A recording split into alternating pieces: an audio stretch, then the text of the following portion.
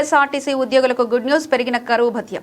తెలంగాణ రాష్ట్ర రోడ్డు రవాణా సంస్థ టీజీఎస్ఆర్టీసీ ఉద్యోగులకు రాష్ట్ర ప్రభుత్వం శుభవార్త చెప్పింది. ఉద్యోగుల కరువు భత్యం DA 2.1% పెంచుతూ కీలక నిర్ణయం తీసుకుంది. ఈ విషయాన్ని రవాణా శాఖ మంత్రి పొన్నం ప్రభాకర్ అధికారికంగా ప్రకటించారు. తాజా పెంపుతో ఆర్టీసీ ఉద్యోగుల DA 50.7% నుంచి 52.8%కి చేరింది. ఈ నిర్ణయంతో సుమారు 38,000 మందికి పైగా ఆర్టీసీ సిబ్బందికి లబ్ధి చేకూరనుంది. DA పెంపు నిర్ణయం 2026 జనవరి నుంచి అమల్లోకి వస్తుందని మంత్రి పొన్నం స్పష్టం చేశారు.